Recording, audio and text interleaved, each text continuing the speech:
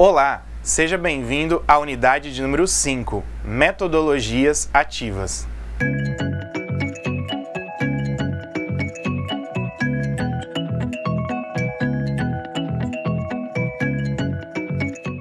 Chegamos, enfim, à unidade de número 5 e hoje a gente vai falar de uma temática muito interessante para a gente poder pensar essa questão do ensino e da aprendizagem, que são justamente o quê? Metodologias ativas, que traz como proposta, de uma forma mais geral, trazer o aluno para o centro do processo de aprendizagem. E o professor vai ficar então como um mediador, um facilitador desse processo todo.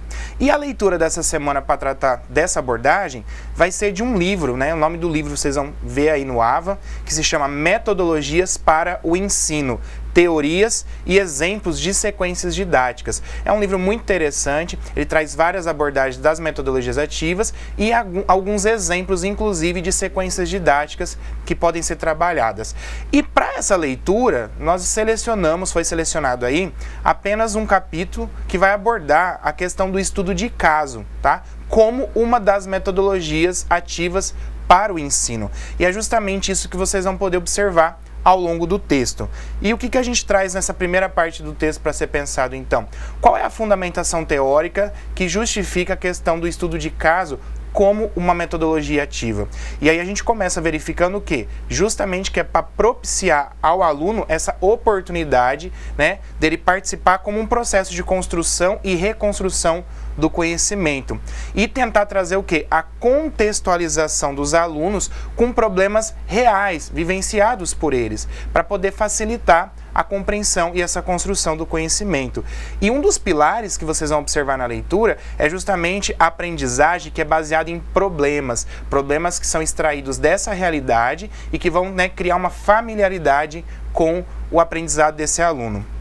Outra coisa que vai possibilitar aí é que o aluno possa simular possibilidades e tomadas de decisão ao longo desse processo de aprendizagem também e no contexto da vida real desse aluno.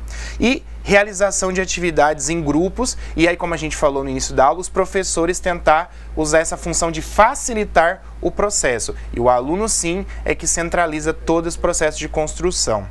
E como uma das maneiras, alguns formatos para a gente poder visualizar esse estudo de caso, vai se perpassar por tarefas individuais, aula expositiva, discussões e também atividades em pequenos grupos. Tudo isso vocês vão poder observar na parte de fundamentação teórica do texto. Um pouco mais à frente, então, ele vai trazer para a gente o que é a metodologia de estudo de caso. E aí a gente vai começar pensando o quê? Que deve ser algo que desperte o interesse do leitor, de quem vai estar envolvido no processo do estudo de caso. E deve ser apresentado a partir de uma narrativa histórica e que vai ter uma aplicação geral, incluir citações e apresentar uma aplicação geral. E aí tem alguns passos para se pensar nessa questão do que é o estudo de caso como metodologia ativa. E a gente traz aqui primeiro, realizar com os estudantes a leitura conjunta de um caso para tentar responder ao problema que vai ser proposto como processo inicial. Depois a construção de uma resenha para incentivar a leitura desse texto lido. Depois partir para a reestruturação do conhecimento, que é propor soluções finais para o problema que foi exposto lá no início do caso que foi estudado e, por fim, trazer uma avaliação a partir de uma atividade didática, onde o aluno vai tentar trazer as respostas para o problema que foi proposto e o professor vai fazer esse acompanhamento até o desdobramento final da atividade. E aí surgem alguns questionamentos que vocês vão ver ao longo do texto para se pensar na elaboração de um estudo de caso. E aí surgem os seguintes questionamentos. Olha só, qual que é o produto do aprendizado que vai ser gerado com esse caso que a gente vai estudar? Existe conhecimento prévio que os alunos possam aplicar a partir desse estudo de caso?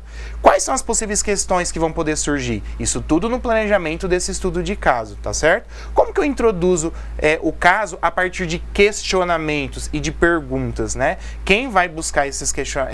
As respostas são os alunos. A gente vai trazer os questionamentos iniciais. O caso, ele vai exigir uma preparação prévia desses alunos? Existem algumas instruções que devem ser dadas antes do processo? E quais conceitos devem ser aplicados durante a discussão do caso que está sendo proposto. Então, tudo isso vocês vão ver no item que se pensa a elaboração do estudo de caso. E por fim, né, chegando na leitura final, nós vamos pensar as etapas para se elaborar o estudo de caso.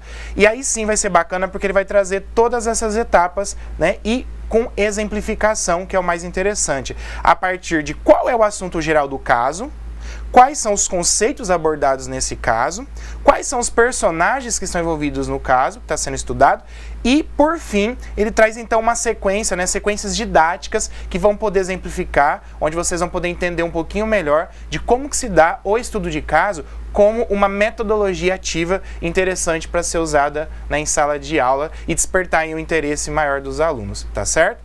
Basicamente, o texto está estruturado nisso. Nós estamos vendo apenas uma metodologia ativa, que é o estudo de caso, embora tenham várias outras, tá certo?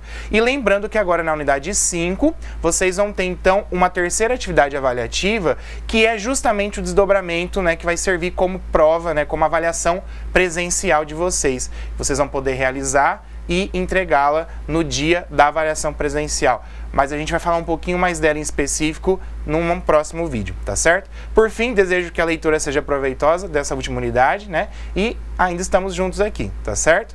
A gente se vê na atividade avaliativa